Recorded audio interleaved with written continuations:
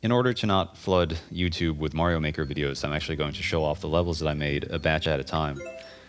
So I'm going to show off 4 levels. Here are the 3 on my account, but the first level I've ever made was actually on a friend's account when I borrowed his Wii U. The ID is right here.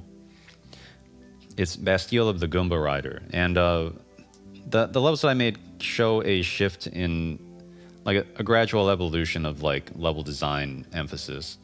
And this, for example, this one, the first level I've ever made, it has a lot of like off the beaten path kind of optional areas where you can get power-ups or one-ups and that sort of stuff. But you have to, sometimes you have to do something weird or like go off in a weird direction to access them. And I sort of expanded on that with a In and Around the Lake, which is kind of a bigger version of that other level. And then, like, as I watch my friends play these levels, I realized that nobody actually plays Mario that way. Like, they just critical path it all the way through, like, as best as they can. And if they can skip your challenges, they totally will. So, the Rats in the Walls is probably the highest production value, high concept thing that I made. As you can see, like, almost nobody cleared it. But I put more things in the critical path. Like, you basically have to do everything to clear this level. And then, getting away from that, I made a level called Just Some Good Old Platforming, and it is what it is. Like, there's no concept behind it. It's just a string of challenges that I came up with. So, let's jump straight into it.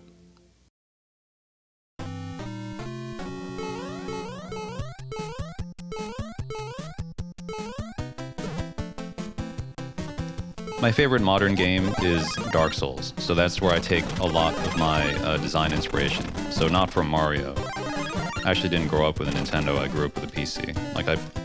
Whoa. So one of the things that Dark Souls does is it makes you fight for everything. Like, they don't put a lot of important things in the critical path. Instead, they put it off to the side for you to discover through careful exploration. As much as I love that design emphasis, nobody actually plays Mario that way. Here's another secret. So yeah, if you kick the turtle shell that way, then it grants access to this area. There's actually a secret up here. An extra life. And down here, here's this whole puzzle. Here's this whole challenge. Just not that sophisticated. Now, there's a temptation to just hit that block and get the power-up right away, but then you will fall off and die trying to get it. You have to wait for the platform to come back. Also, this turtle. God damn it. So let's just pretend I got that. I only noticed that this style of level design doesn't work within Mario Maker when I watched my friends play this level in front of me. And what they did is that they skipped all the extra stuff and just like took the critical path, just all the way through the level.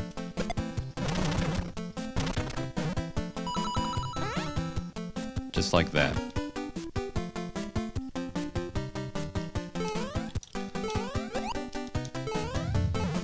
There's a third extra life.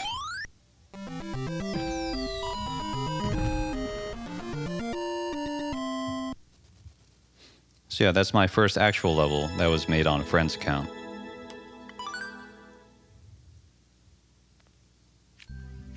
So clear rate 50%. Pretty easy, right? Here's the code if you want it. So here's the second level I ever made. In and Around the Lake. And everyone hates underwater levels, so I made an underwater level where you're almost never underwater. This is very similar to the other level that I've shown you. Because once again, it's like towers that you have to go up and down on. So you can actually, this is Mario 3, you can pick up stuff. You can actually throw this turtle shell at a, oh wow, I just did it. I think I just screwed myself. See that question mark block? That's actually a power-up, a mushroom. You're supposed to throw the turtle shell down here and get this star and run up there. But yeah, Dark Souls. You know, if you don't do it right, then you miss out.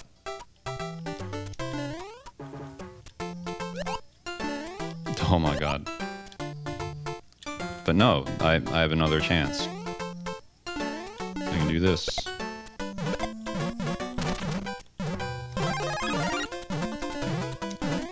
Let's get it.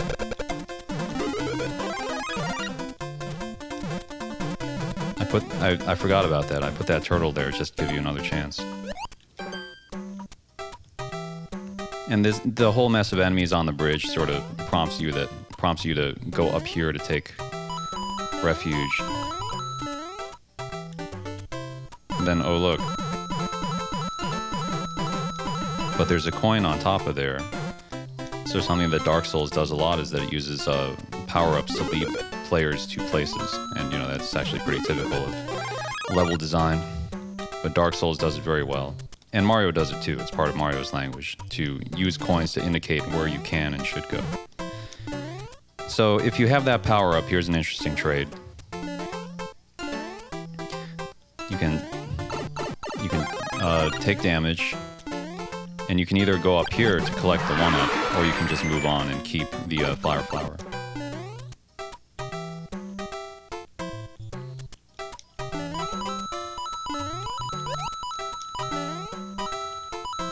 So you can either go up there, or you can go down this pipe. And down this pipe is a checkpoint.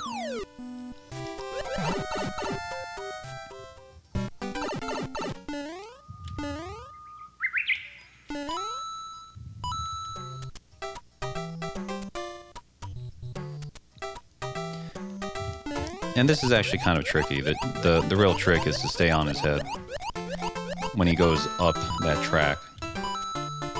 So if you stay on his body, then you tend to fall through. Which is kind of aggravating, but you know, you can learn through trial and error. Especially if you get the checkpoint there, then it's no big deal.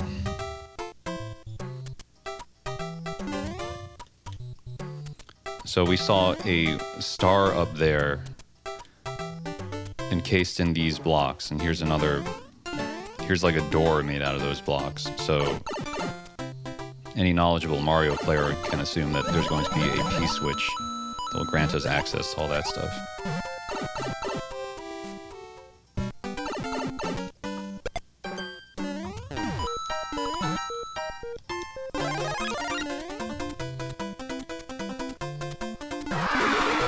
And that's how you get the extra life. Sometimes you actually, from the track up there into this building, sometimes you fall down, but I actually made an escape right here. Because it's kind of sad when you like fall here and land on that platform, and then the only thing you can do is die.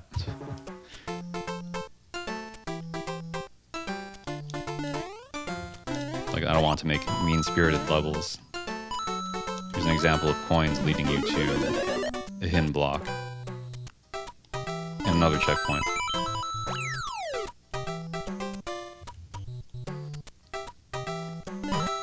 Oh, here's another example of that. In case you need the hit point to survive the kill box. So as you can see, there's a door there, but you can't get to it. You actually have to wait for the POW block to land in front of the door so you can jump on top of it and make it through.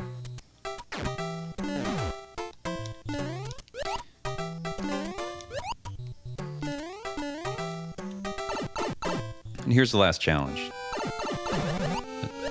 That these enemies are in the way. You can either patiently wait for them to pass, or you can sort of risk it like I did.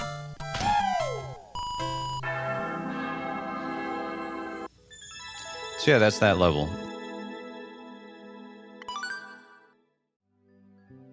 The next level I want to show you is the rats in the walls. And for sure, this is the highest concept level that I've made.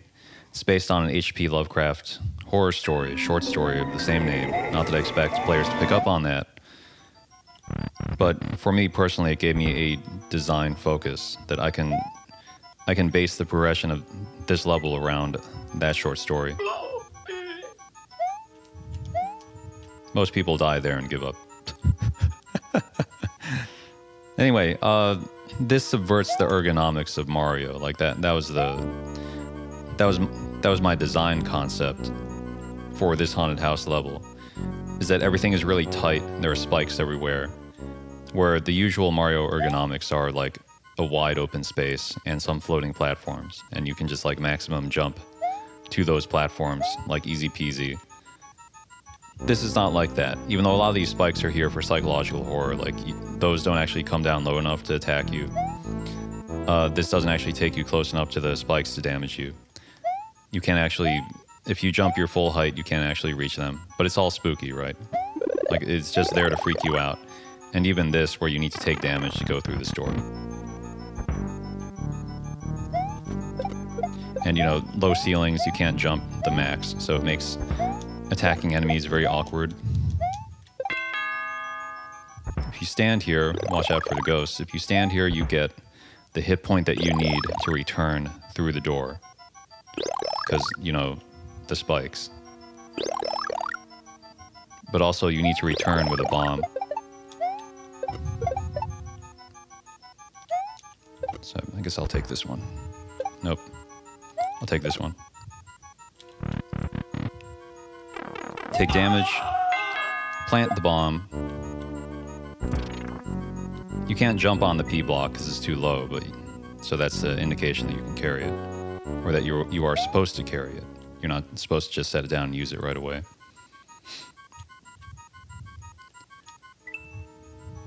So yeah, you can narrowly avoid those chainsaws, or those those circular saws.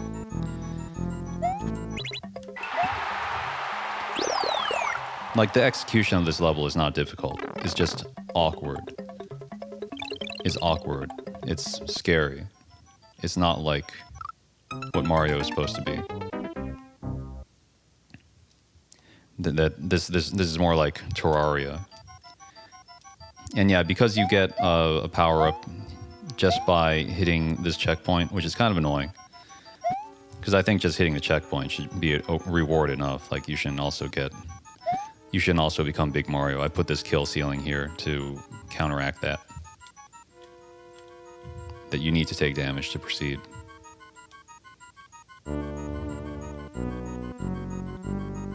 And here are the rats in the walls, metaphorically.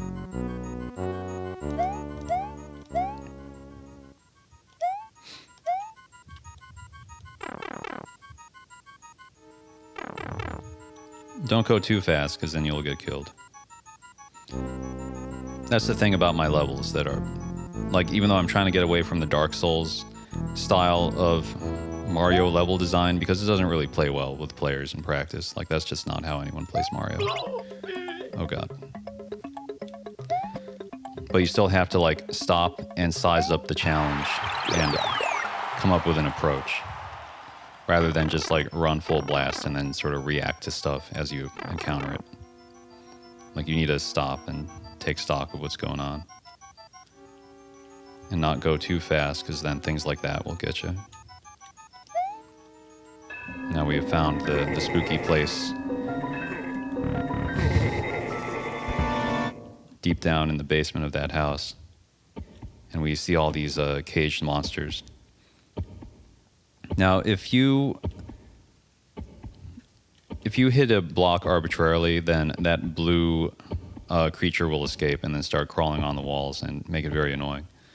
So the trick is to actually kill it. And then the big one won't escape.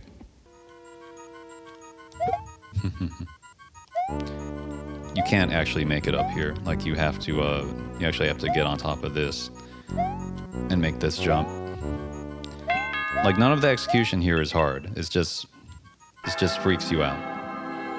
Because Mario is never this tight. You're never so close to danger in Mario.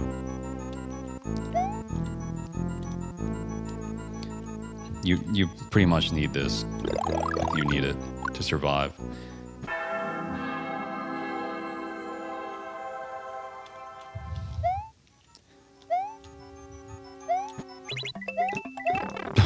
As you can see.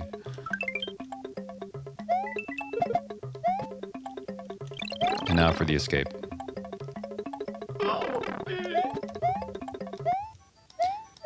In the short story, the character goes mad when he discovers what's going on. And then he ends up imprisoned.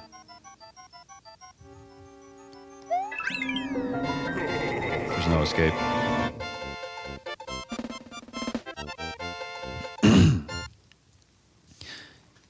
So yeah, most people die at the chainsaws or the circular saw platform puzzle at the very beginning of the level, and then they don't continue. Like, people just have such a low tolerance in Mario Maker. And even I do too. Like, when I'm playing the 100 Mario challenge, like at the first whiff of do not want, I just skip the level. So it's hard to make a high concept thing and like have it survive. And, you know, because I'm making this uncomfortable level, like that's the whole point of it, people don't want to play it, and they don't. So this level only has 2 clears. One of them is from a close friend, so that's kind of like an obligatory clear. Whoops, I totally didn't mean to click on that. So really, it only has 1 clear from randoms, you know, so very unpopular level in practice. So getting away from rats in the walls, like this is the highest production value, highest concept thing that I made. So the next level I made is the opposite of that. It's just low production value, no concept platforming. I don't know if there's something up with the Mario Maker. I created this level about 24 hours ago, and it's been played by all of 1 person so far. Like, I don't know, are people just not playing the 100 Mario challenge, or is something broke in the... did something break while they're implementing the web portal? I don't know. But anyway.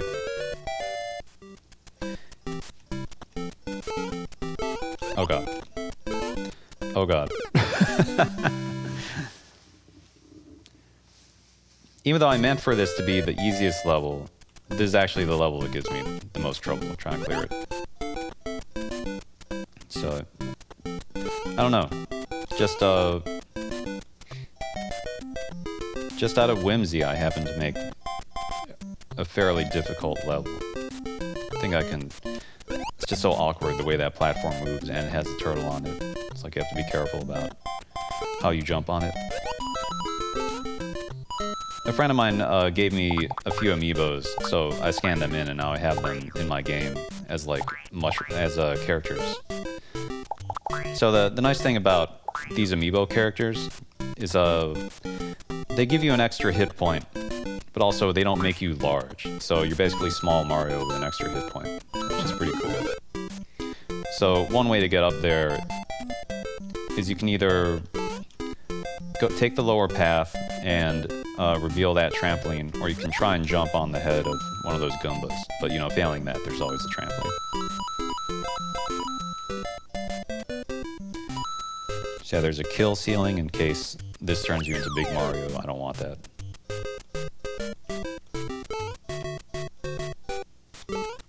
Oh boy.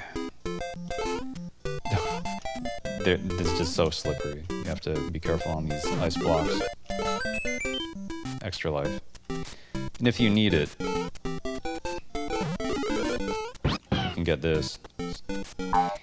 I didn't need it. Like, it didn't give me an extra hit point or anything. But it turned me into Yoshi. Nope. Nope.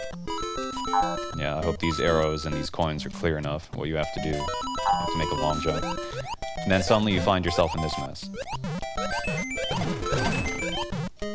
Oh boy.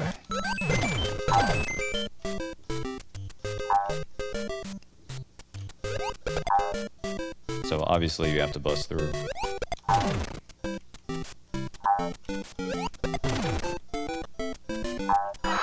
And hopefully these coins are obvious enough that if you try and get them, it reveals secret stuff. In case you need it, here's another power-up.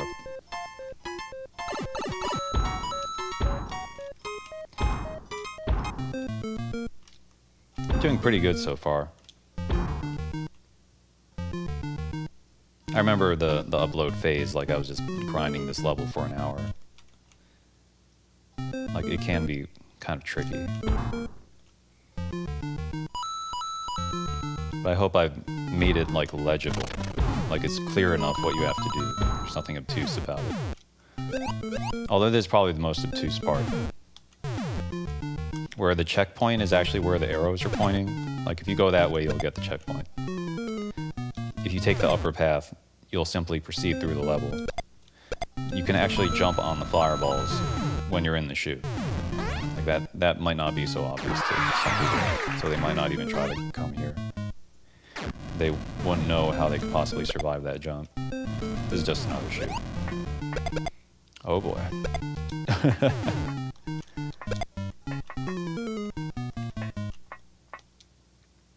Whoops.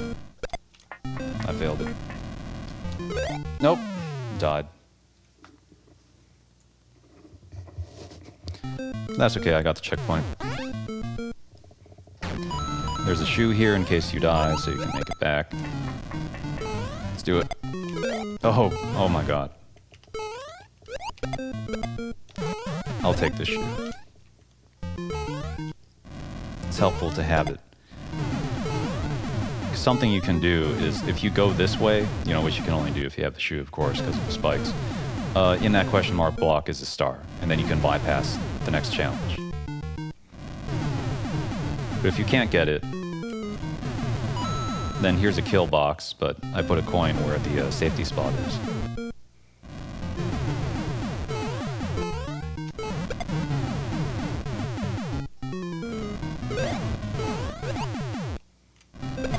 Yep, you can time it so that those guys crush the Goombas. Or the Koopas? I don't know. I already forgot what's what. You can tell that I didn't grow up with a Nintendo. So you have to go this way to get the star. Because that's the only way to bypass this door. Having the shoe on makes jumping on these circular saws very awkward because they deflect. They deflect you when you're on the shoe. See? It's really weird. Oh my god. I don't know if I can make it now. Nope.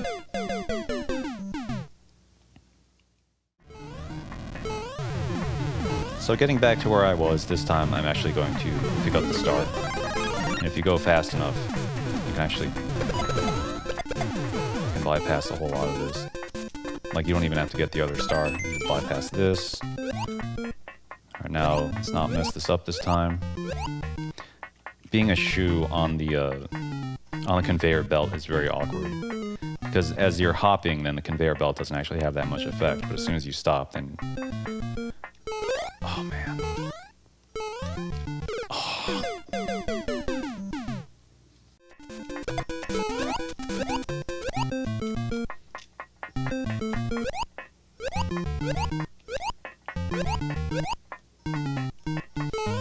That jump is so weird. But I made it. The next part is actually easier without the shoe. Whoops. Give me that. I need it. And the reason is the same. Because of those circular saws. The deflection when you have the shoe on. Like, you're better off just taking damage rather than being thrown off the platform.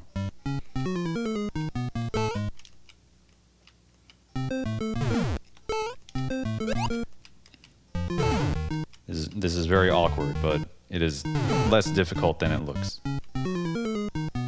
Like, even the jumping I'm just doing for safety. Like, you just need to stand on the correct side of the platform and get hit by the saw. And that's it. That's the level.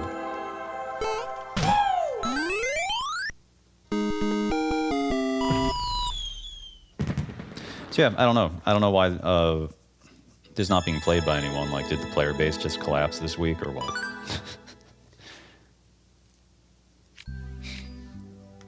Yeah, those are all the levels I made. So, Bastille of the Goomba Rider. Made it on a friend's account.